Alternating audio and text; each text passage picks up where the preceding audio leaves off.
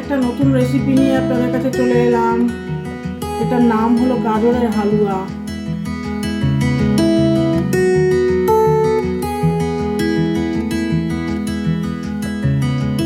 গাজরের হালুয়া বানাতে কি কি ইনগ্রেডিয়েন্টস লাগবে সেটা একটু দেখুন। প্রথমে লাগবে ঘি, তারপরে দুটো ছোট্ট এলাচ থেতো করে দিয়ে দিতে হবে তেলের বা ঘিয়ের মধ্যে। সাদা তেলও দিতে পারেন। এর মধ্যে একটু তেজপাতা দিতে হবে, একটু কাজু দিতে হবে, একটু কিশমিশ থাকলে ভালো হতো। কিশমিশটা এখন আপাতত নেই।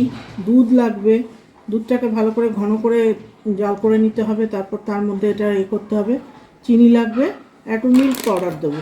মিল্ক পাউডার দিয়ে তৈরি করতে হবে। এই গাজরটাকে এইভাবে কুড়িয়ে নিতে হবে। দেখুন, পোড়ানোটা দেখে নিই। এরকমভাবে কুড়িয়ে নিতে হবে। কুড়িয়ে নিয়ে তারপর রান্না করছি, দেখতে থাকুন। কড়াটা বসিয়ে দিয়েছি, বসিয়ে দিয়ে একটু তেল দিয়েছি, আর এবার একটু ঘি দিচ্ছি। সাদা তেল দিয়েছি একটু, এবারে ঘি দিয়ে দিলাম।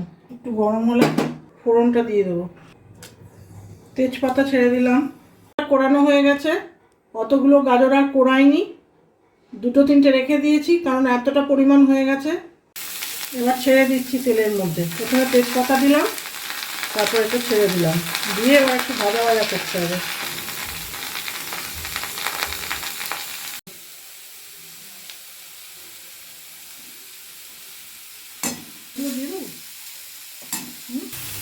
এইভাবে নাড়ছি, আর একটু ঘি দিলাম, দিয়ে এইভাবে নাড়তে নাড়তে এবার কাজগুলো দিয়ে দেবো। লাগলে ঘি বা তেল আর একটু দিয়ে দেবো, যাতে ভাজা ভাজাটা ঠিক মতো হয়।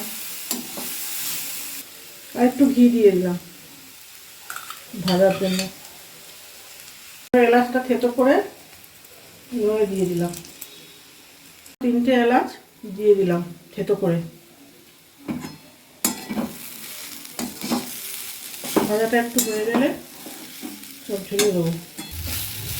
একটু ভাজা ভাজা হয়ে গেছে, এবারে দুধটা ঢেলে দিচ্ছি।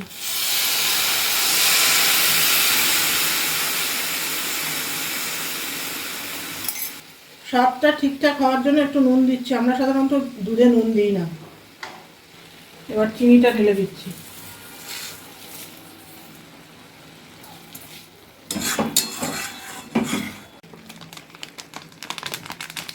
একটু গুঁড়ো দুধ ছড়িয়ে দিলাম।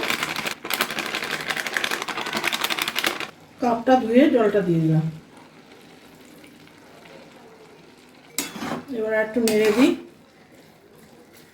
আমুল স্প্রেটাকে এর মধ্যে মিশিয়ে দিই। এবার হতে থাক, জলটা শুকিয়ে যাক, তারপর নামিয়ে দেবো। গাজরের হালুয়া রেডি হয়ে গেছে। এবার কড়া থেকে তুলে ফেলছি।